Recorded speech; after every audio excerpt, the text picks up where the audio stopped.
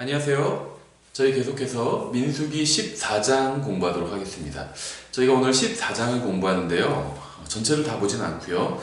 1절부터 10절까지만 보겠습니다. 또 11절부터 마지막 절까지는 다음 시간에 이어서 보도록 하겠습니다. 먼저 잠깐 기도하겠습니다. 하나님 아버지, 주님께서 저희들에게 베풀어 주신 모든 은혜로 인해 감사드립니다.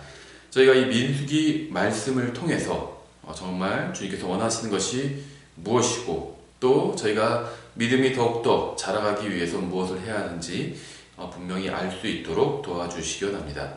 예수님의 이름으로 기도드렸습니다. 아멘. 민수기 14장 1절과 2절을 보겠습니다. 이에 온 회중이 목소리를 높여 부르짖으며 백성이 그 밤에 울었더라. 이스라엘의 모든 자손이 모세와 아론에게 불평하며 온 회중이 그들에게 이르되 우리가 이집트 땅에서 죽었더라면 좋았으리라. 우리가 이 광야에서 죽었더라면 좋았으리라. 백성이 불평을 하고 있죠. 내용은 13장에서 이어지고 있습니다. 백성이 지금 왜 불평하고 있죠? 가나안에 각 지파에서 한 사람씩 대표를 뽑아서 12명의 정탐꾼들을 보내게 되죠. 그래서 그들은 가나안에 들어가 보고 하나님께서 말씀하신 대로 가나안이 정말 젖과 꿀이 흐르는 좋은 땅이라는 사실을 직접 확인하게 됩니다. 그래서 심지어 가나안의 열매를 가져오게 되는데 가나안의 포도송이는 성인 남성 2명이 하나를 져야 할 만큼 아주 큰 포도송이었죠. 그러니까 정말 열매가 풍성하게 열리는 그러한 좋은 땅이었습니다.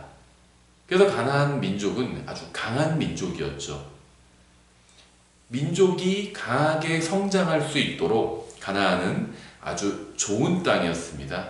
이 정탐꾼들은 몸이 허약한 사람들이 아니겠죠. 각 지파를 대표해서 정탐하는 어려운 일을 시키는 것이었기 때문에 오늘날 우리로 치면 특수부대 같은 사람들이었어요. 아주 신체 건강한 남성 2명이 포도 한 송이를 막대기에 매서 둘이 들고 올 정도로 그 정도로 가나안은 열매를 아주 풍성하게 내는 그런 곳이었습니다. 다시 말하면 가나안은 하나님께서 말씀하신 그대로 젖과 꿀이 흐르는 땅이었어요. 이 사람들은 하나님께서 자신들에게 하신 말씀이 사실이라는 점을 직접 확인할 수 있었죠. 근데 왜 이렇게 됐죠? 그곳에 가서 보니까 땅은 정말 좋은 땅이었지만 그곳에 거하고 있는 사람들이 바로 거인들이었습니다. 그래서 이제 전의를 확 상실해 버린 거죠. 근데 이 이스라엘 자손이 선택해서 보낸 이 정탐꾼들의 보고서 내용 중에 아주 중요한 내용이 빠져 있죠. 무엇이었죠? 바로 하나님이었습니다. 그들은 땅, 환경과 거인들, 사람들만 봤어요. 그리고 그 얘기만 지금 하고 있습니다. 그들은 자신들 진영 가운데 아직도 하나님께서 함께 하신다는 사실을 잊어버렸던 거죠. 낮에는 성막 위로 구름 기둥이 하늘에까지 닿아 있었고 밤에는 불 기둥이 하늘에까지 닿아 있었습니다. 이것은 무엇을 상징하죠? 하나님께서 함께 계신다는 사실을 직접 눈으로 확인할 수 있게 하나님께서 보여주셨던 거죠. 주님께서 우리 진영 중에 함께 계십니다. 이것을 지금 고개만 돌려보면 눈으로 확인해 볼 수가 있어요. 구름 기둥과 불 기둥을 통해서. 그런데도 불구하고 하나님과 그분의 말씀은 잊어버리고 오직 환경과 세상과 사람들만 바라보았기 때문에 전의를 완전히 상실해버리고 믿음을 완전히 잃어버리게 된 것이죠. 지금 이제 광야 생활을 한 지 아직 오래되지 않았습니다. 아직 광야 생활의 초기에 불과한데요. 지금까지도 지금 여러 번 이스라엘 백성은 하나님께 대해서 불평을 했죠. 그때마다 하나님께서는 용서해 주셨습니다. 근데 이번에는요, 하나님께서 불평하는 이스라엘 자손의 기도를 들어주셨습니다. 이 장에 나오는 불평하던 모든 이스라엘 자손은 모두 광야에서 다 죽었습니다.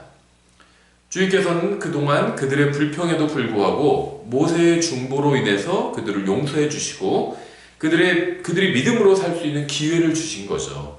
하지만 이제는 그들이 원하는 대로 광야에서 죽게 하셨습니다. 근데 중요한 점이 있는데요. 오늘 본문과는 관련 있는 내용은 아닌데, 구약 성경에 나온 인물들이 죽어서 하늘나라에 갔는지 지옥에 갔는지, 낙원에 갔는지 지옥에 갔는지는 정확히 알 수 없는 경우들이 종종 있습니다.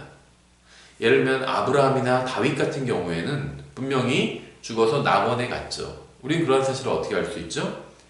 히브리서나 로마서를 통해서 특히 아브라함과 다윗이 구원받았다는 사실을 확인할 수 있죠. 이렇게 구원받았는지 아닌지 구원받았다는 사실이 분명히 드러나는 구약 성도들의 경우가 분명히 성경에는 있습니다. 하지만 분명히 드러나지 않는 경우들도 있어요. 예를 들면 사울 같은 경우에는 구원이 확실하지 않아요. 사울이 죽어서 혼이 지옥에 갔는지 낙원에 갔는지 확실히 알 수 없다는 겁니다. 어떤 분들은 다윗은 하나님의 영이 떠나지 않았고 사울은 나중에 하나님의 영이 떠났기 때문에 사울은 구원을 잃어버렸을 것이다, 이렇게 생각하는 사람들이 있습니다. 근데 여기 오늘 주제는 아니지만 이 성경이 말씀하시는 구원은 받고 잃어버리고 또 다시 받고 잃어버리고 이런 개념은 아닙니다. 근데 어쨌든 간에 사울에 대해서 논란이 있는 것이 사실입니다. 그렇다면 요나단은 어떨까요? 사울은 분명하게 구원받지 못한 사람처럼 보이는 점들이 있습니다. 하지만 요나단은 어떻죠? 요나단은 훌륭한 사람이었어요. 그렇죠. 다만 다윗만큼은 아니었지만 분명히 믿음의 사람이었습니다. 요나단의 잘못된 점은 별로 성경에 나오지 않아요. 요나단은 자기가 원래 왕위를 계승해야 될 왕자였지만 하나님의 뜻이 친구인 다윗에게 있다는 것을 알고 다윗을 도와주었던 그런 아주 훌륭한 믿음의 사람이었습니다. 요나단은 다윗과 함께 죽게 되죠. 사울과 함께 죽게 되죠. 사울과 같은 종말을 맞이하게 됩니다. 사울이 그 신접한 여인을 통해서, 무당을 통해서 올린 사무엘도 그렇게 얘기를 했죠. 사울과 요나단이 같은 날 죽어서 같은 운명을 맞이하게 될 것이다. 그리고 그들이 그 다음에 나와 함께 있게 될 것이다. 이런 얘기를 했습니다. 사울이 지옥에 갔다고 한다면 요나단도 지옥에 갔다고 할 수 있겠죠. 근데 그렇게 얘기하기는 어렵겠죠. 저희가 나중에 기회가 될 때 이 주제는 좀 더 정리해 보도록 하겠습니다. 근데 이 이스라엘 자손 중에 이제 오늘 본문에 나온 대부분의 사람들은 광야에서 죽었습니다. 광야에서 죽었다는 사실이 곧 지옥에 간 것이다, 이것을 의미하지는 않을 수도 있다는 겁니다. 가나안에 들어가지 못했다고 해서 지옥에 갔다, 이렇게 확정적으로 말할 수 있다는 건 아니에요. 저는 지옥에 가지 않았다, 그런 얘기를 하는 것도 아닙니다. 정확한 건 알 수 없다는 겁니다.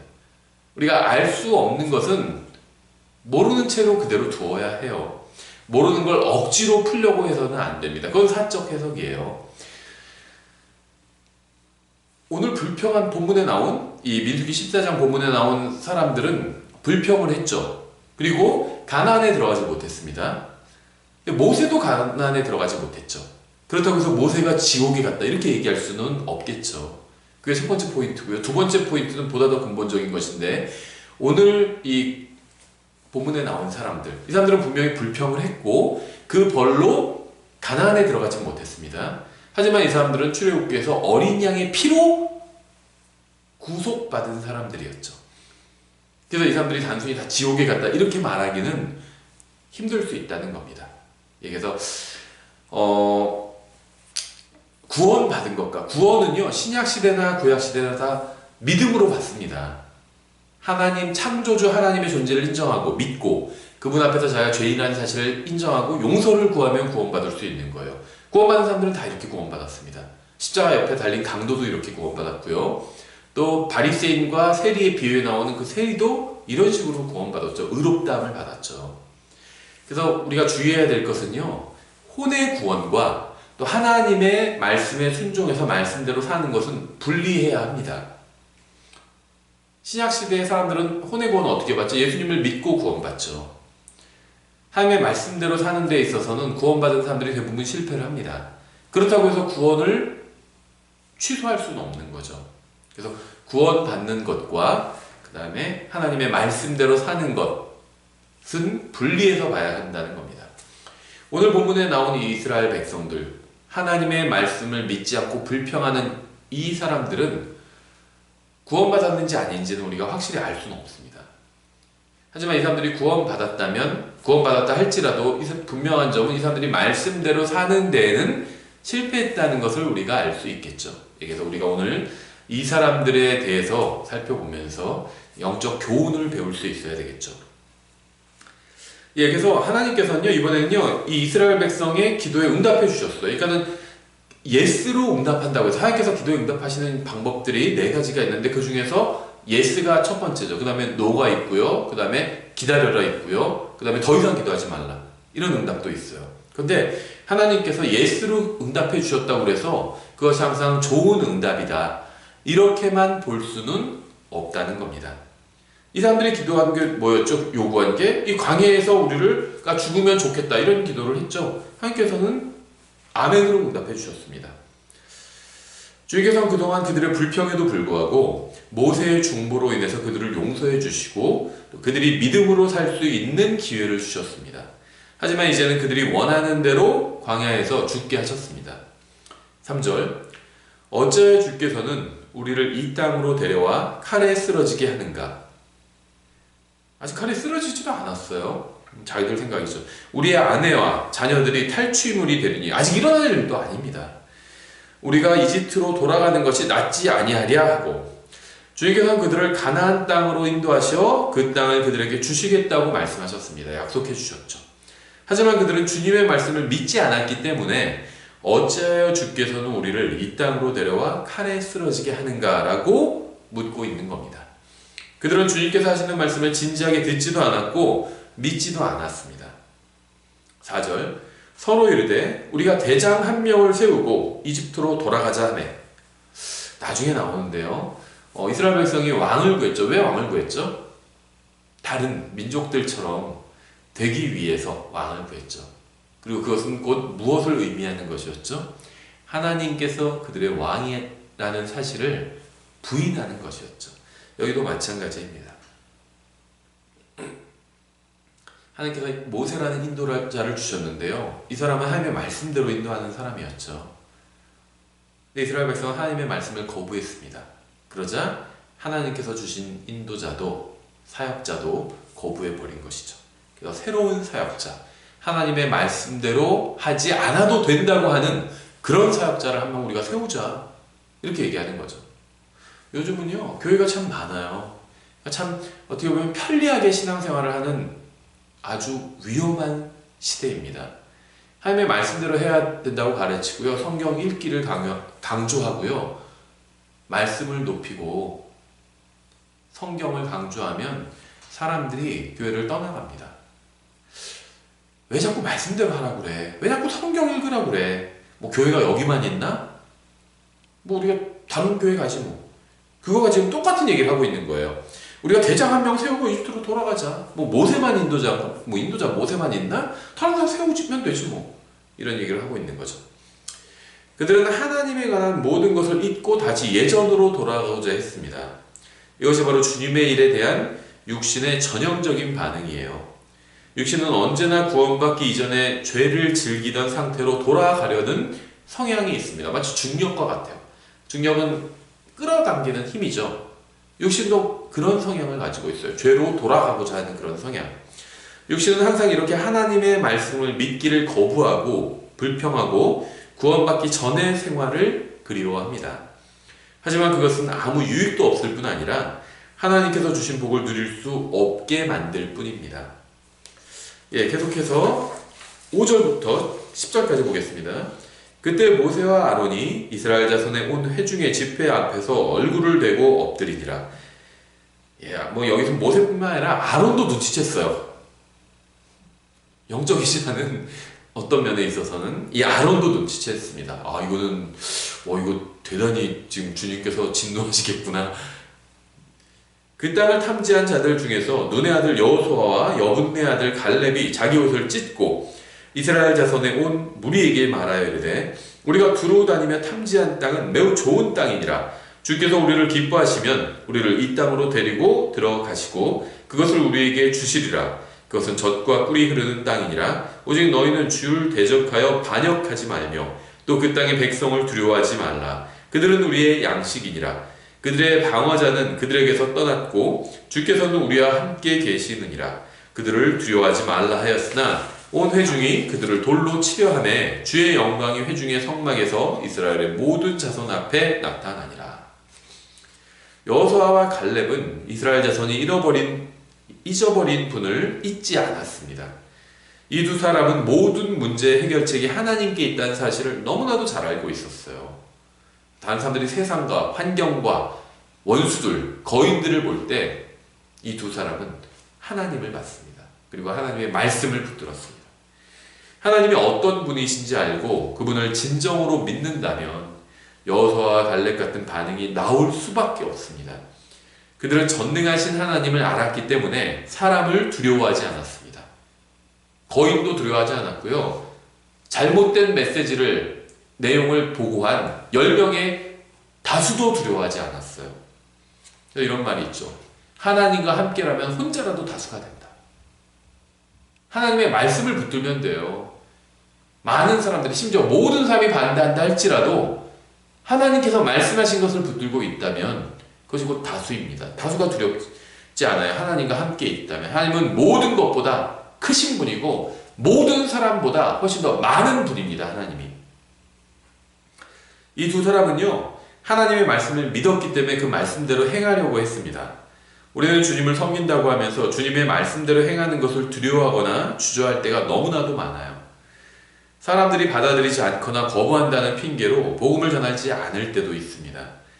특히 자기만 말씀을 믿지 않는 것이 아니라 다른 사람들도 말씀을 믿지 못하게 방해하는 사람들이 있어요. 이런 사람들로 인해서 하나님을 믿기는 하지만 아직 믿음이 어린 사람들에게 용기를 주고 힘을 주는 것이 너무 힘든 경우가 굉장히 많아요. 주님의 말씀을 믿고 주님을 섬겨야 합니다. 믿지 않으려거든 자기나 믿지 않으면 되지 믿어보려고 하는 다른 사람들을 방해해서는 안 돼요. 교회도 이런 사람들이 있습니다. 계속 불평불만을 얘기하는 사람들이 있어요. 그것은 곧 무엇인지 아세요? 불평불만을 계속해서 교회에 와서 다른 사람들에게 이야기하는 것은요, 자기도 하나님을 믿지 않는 것이고 다른 사람도 믿지 못하도록 막는 겁니다. 마치 여호수아와 갈렙을 제외한 다른 10명의 악한 정탐꾼들처럼 그런 짓을 하고 있는 거예요. 교회에서 불평과 불만을 말하는 사람들은, 특히 믿음이 어린 지체들 앞에서, 아직 구원받은 지 얼마 안 된, 아직 예수님을 믿은 지 얼마 안 된 사람들 앞에서 불평, 불만을 쏟아내는 사람들이 있어요. 이것은 바로 이 10명의 악한 정탐꾼들이 했던 일을 하는 것과 마찬가지라는 겁니다. 다른 사람이 영적으로 성장하는 것을 방해하지 말아야 합니다. 불평은 다른 사람이 주님을 믿고 그 길로 걷는 것을 방해하는 악한 일이에요. 다른 사람의 믿음을 세워줄 수 없다면 그냥 조용히 있는 것이 좋습니다. 특히 교회에서 불평하는 것은 회중 전체를 망칠 수 있는 것이기 때문에 더욱 조심해야 합니다. 교회를 돕는 사람이 되지는 못할 망정 망치는 사람이 되어서는 안 됩니다. 우리는 서로 격려해서 하나님의 말씀을 믿고 말씀대로 살 수 있도록 서로 도와야 합니다.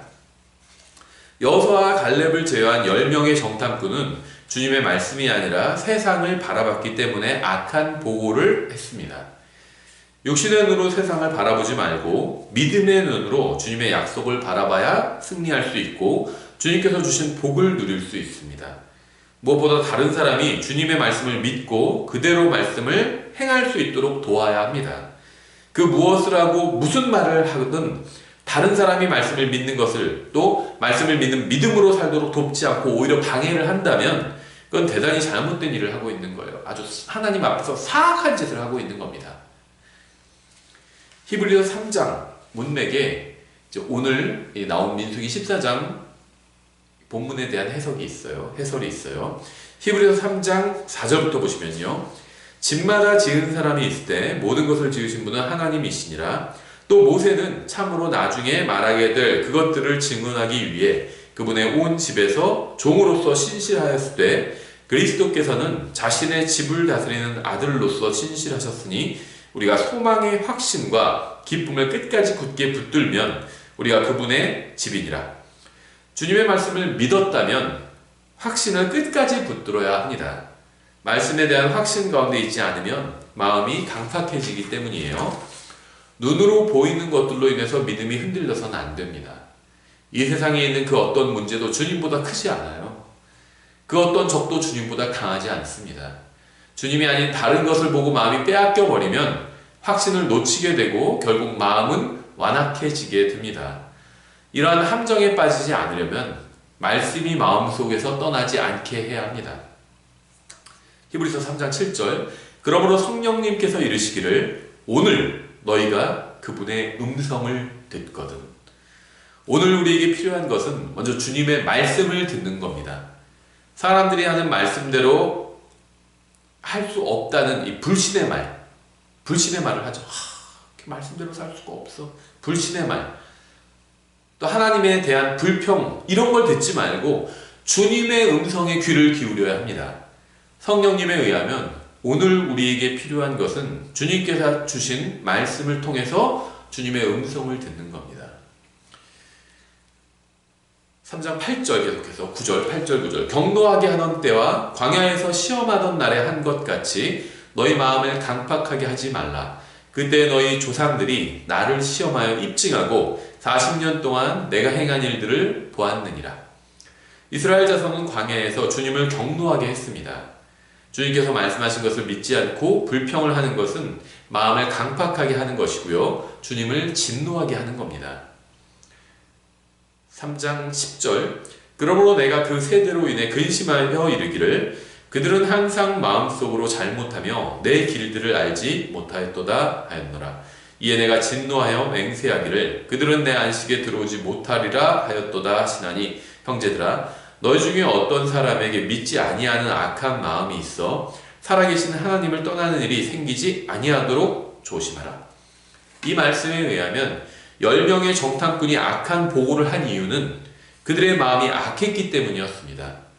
그리고 성경에 의하면 악한 마음은 바로 하나님의 말씀을 믿지 않는 마음이에요. 사람들이 주님의 말씀을 믿지 않는 것은 말씀에 문제가 있어서가 아니라 그들의 마음에 문제가 있어서입니다. 누군가 하나님의 말씀을 믿지 않으면 문제는 항상 말씀이 아닌 믿지 않는 사람의 악한 마음에 있는 겁니다. 성경에 의하면 말씀을 믿지 않는 이유는 마음이 악하기 때문이에요. 왜 말씀이 믿어지지 않는지 아세요? 악하기 때문입니다. 악하기 때문이에요. 회개해야 합니다. 하나님의 말씀에 문제가 없어요. 복음에 문제가 없습니다. 하나님에게 문제가 없어요. 예수님에게 문제가 없어요. 십자가에 문제가 없습니다. 성경에 문제가 없어요. 하나님의 말씀을 믿지 않는 이유는 마음이 악하기 때문이에요. 요한복음 1장의 스타일로 설명하면 죄를 더 사랑하기 때문에 어둠 속으로 숨어 들어가 버린 것입니다. 그게 이유예요. 다른 이유 때문에 하나님의 말씀을 믿지 않는 게 아닙니다. 물론 이제 복음을 정확하게 들었다는 전제 하에 그렇다는 겁니다. 다시 히브리서로 돌아와서 3장 13절 오직 오늘이라 불리는 때 서로 날마다 권면하여 너희 중에 아무도 죄의 속임수를 통해 강팍하게 되지 아니하도록 하라. 우리가 주님을 향해 열매를 맺지 못하는 이유는 말씀대로 행하지 않기 때문이며 말씀대로 행하지 않는 이유는 말씀을 믿지 않기 때문이고요. 문제는 항상 전혀 복잡하지 않아요. 진리는 단순합니다. 주님의 말씀을 믿지 않기 때문에 주님의 일을 하지 않는 것이고요. 그 결과 열매를 맺지 못하는 것입니다. 이것이 바로 죄의 속임수입니다. 3장 14절 우리가 우리의 확신의 시작을 끝까지 확고히 붙들진대 우리는 그리스도께 참여한 자들이 되었느니라. 우리는 예수 그리스도를 구원자로 받아들였지만 아직 그분처럼 되지는 못했습니다. 우리가 그리스도처럼 되기 위해서는 하나님의 약속을 바라봐야 합니다. 주님께서 행하신 일이 아니라 행하지 않으신 일을 보고 그것에 마음이 사로잡히기 때문에 실패하는 것입니다. 주님께서 주지 않으신 것을 보고 불평하기 때문에 패배하는 것입니다. 주님께서 주지 않으신 것이나 세상을 바라보지 말고 주님의 약속을 붙들어야 어린아이의 단계에서 벗어나 성장할 수 있어요. 하나님께서 나에게 이미 주신 것들과 약속의 말씀을 믿어야만 자신뿐 아니라 다른 사람에게도 복이 될 수 있습니다. 히브리서 3장 15절 주께서 이르시되 오늘 너희가 그분의 음성을 듣거든 경노하게 하던 때에 한 것 같이 너희 마음을 강팍하게 하지 말라 하셨으니 7절에 이어서 여기서도 우리가 오늘 해야 하는 일을 말씀하고 있는데요. 우리는 주님의 말씀에 귀를 기울여야 합니다. 믿음을 성장시키기 위해서 가장 먼저 해야 할 일은 주님의 말씀을 듣는 것입니다. 우리는 매일 영적 전쟁을 치르면서 살아갑니다. 우리의 마음은 영적 전쟁터고요. 이 전쟁은 주님께서 공중으로 오실 때까지 단 하루도 쉬지 않습니다. 매일 마음속에서 일어나는 영적 전쟁에서 매일 승리하기 위해서 가장 먼저 해야 하는 일은 예수님을 더욱 신뢰하고 오직 그분만을 붙들 수 있도록 돕는 무엇인가를 듣는 거예요. 내 마음이 예수님을 더 믿고자 하고 예수님을 더 붙들고자 하고 예수님을 더 사랑하게 하고 예수님을 더 믿게 하는 무엇인가를 듣는 겁니다. 그게 가장 먼저 해야 될 일이에요. 우리는 그것이 무엇인지 잘 알고 있죠. 그것은 바로 하나님의 말씀이에요. 하나님의 말씀을 들어야 합니다. 매일 하나님의 말씀을 들어야 돼요. 그래야지 예수님을 붙들 수 있다는 겁니다. 에베소서 4장 30절, 31절만 보고 마치겠습니다. 하나님의 거룩한 영을 슬프게 하지 말라. 그분으로 말미암아 너희가 구속의 날까지 봉인되었느니라. 이스라엘 백성은 하나님의 거룩한 영을 슬프게 했죠. 경노하게 했죠. 그렇게 하지 말라는 거예요. 너희 모든 쓴 것과 진노와 분노와 소리 지르는 것과 비방하는 것을 모든 악의와 함께 버리고, 여기서 말하는 악의는 악한 뜻이죠. 악한 마음에서 나온 겁니다. 당연하죠. 악한 뜻은 악한 마음에서 나와요. 우리는 앞에서 악한 마음을 말씀을 믿지 않는 마음이라고 살펴봤죠. 악한 마음이 말씀을 믿지 않는 마음이라는 사실을 살펴봤어요. 말씀을 믿지 않는 마음에서 나온 것은 다른 사람도 말씀을 믿지 못하도록 방해합니다. 대표적인 것이 바로 불평이죠. 다른 사람이 하나님의 말씀을 믿지 못하도록 하는 것들이 모두 악의를 가지고 하는 거예요. 하나님께서는 우리가 그러한 모든 것을 버리기를 원하십니다. 마음이 악하면 그 마음에서 나오는 것들도 악합니다. 마음을 악하게 만드는 것은 항상 하나님의 말씀을 믿지 않는 거예요. 그리고 히브리서에 의하면 마음이 악하게 되는 것을 막는 것은 오늘 하나님의 말씀에 귀를 기울이는 것임을 잊지 말아야 합니다. 여기서 우리는 하나님 앞에서 마음을 악하게 하면 안 됩니다. 그럼 마음을 악하게 하지 않기 위해서 어떻게 될까요? 하나님의 말씀을 믿음이 있어야 돼요. 근데 믿음은 어디서 오죠? 믿음은 들음에서 오면 들음은 하나님의 말씀에서 와요. 그래서 우리가 하나님의 말씀을 믿는 믿음을 더 큰 믿음을 갖기 위해선 하나님의 말씀을 읽고 연구해야 한다는 겁니다. 그러면 우리의 마음은 믿음으로 가득 차게 되고요. 악한 것에서부터 멀어지게 된다는 겁니다. 예, 저희가 오늘은 여기까지 살펴봤고요. 다음 시간에 계속해서 11절부터 살펴보도록 하겠습니다. 수고하셨습니다.